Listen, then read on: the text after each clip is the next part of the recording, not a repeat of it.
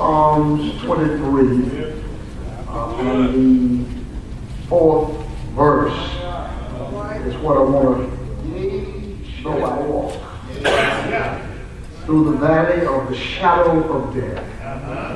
I will fear no evil, for thou art with me. Thy rod and thy staff, they comfort me. I want to get in the valley. Victory in the valley. Comprehend 23 unless you connect 22 and 24. Because all three of them are really prophecies about Jesus Christ.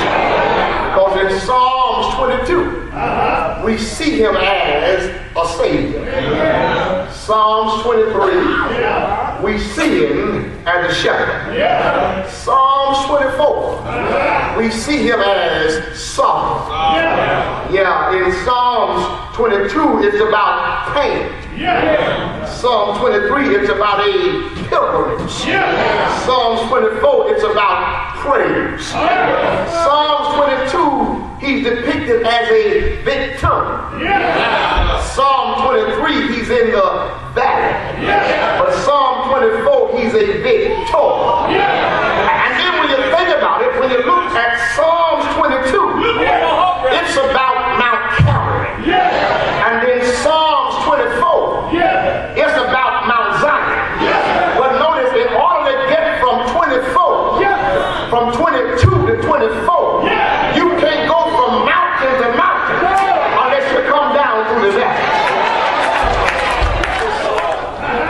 David is very comfortable using the metaphor as a shepherd. Because you do understand that David himself was a shepherd boy. And so David knew the intimate details, the ins and outs of the sheep-shepherd relationship. And so therefore David opens by letting us know that the Lord is his shepherd. David says, what I was to those sheep, that's what the Lord is to you and I.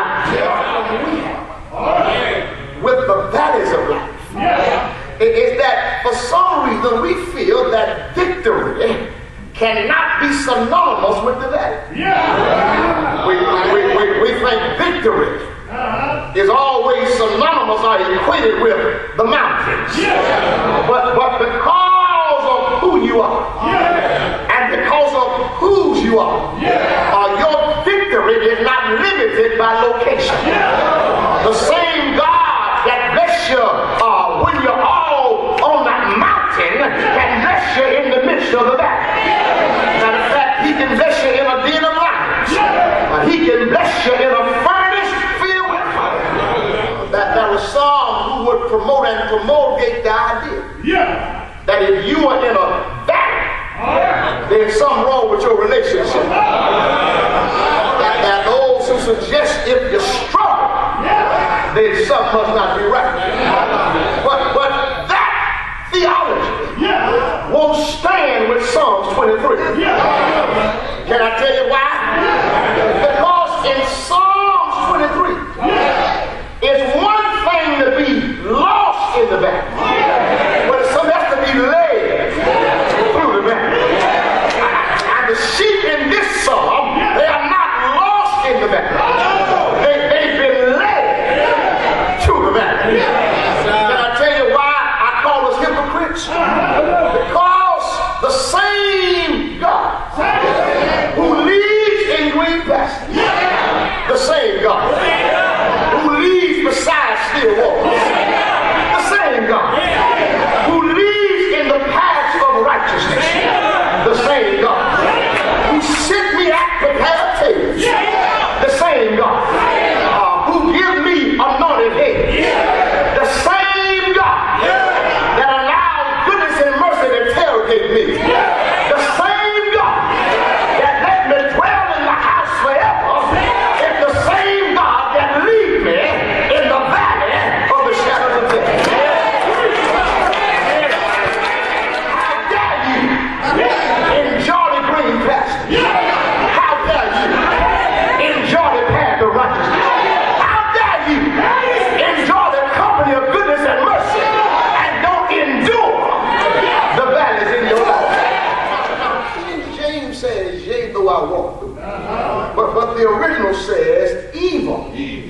when I go.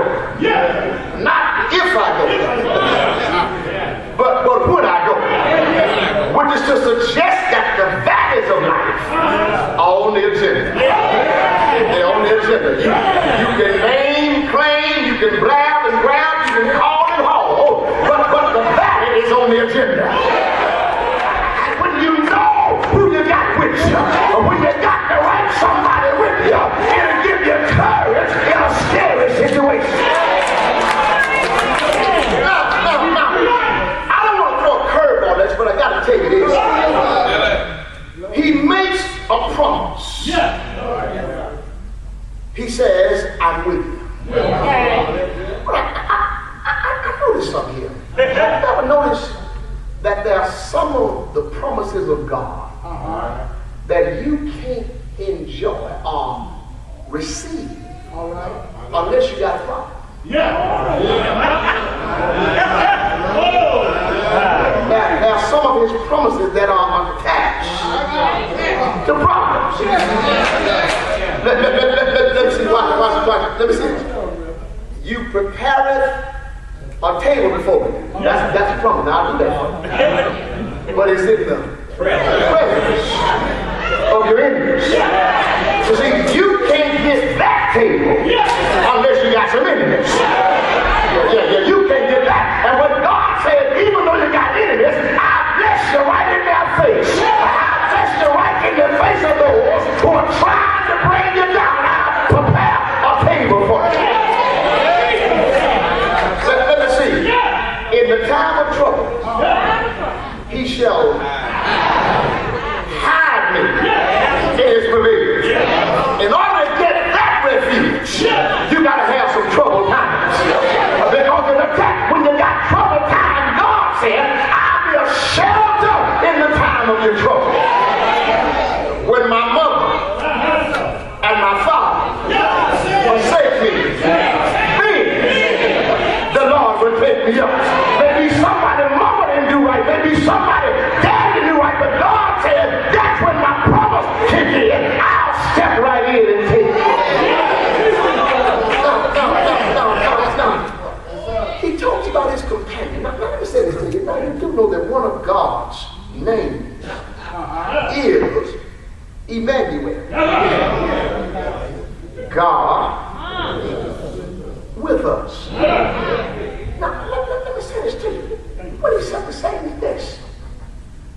I'm not going to fear. I'm going to have victory because I'm not alone.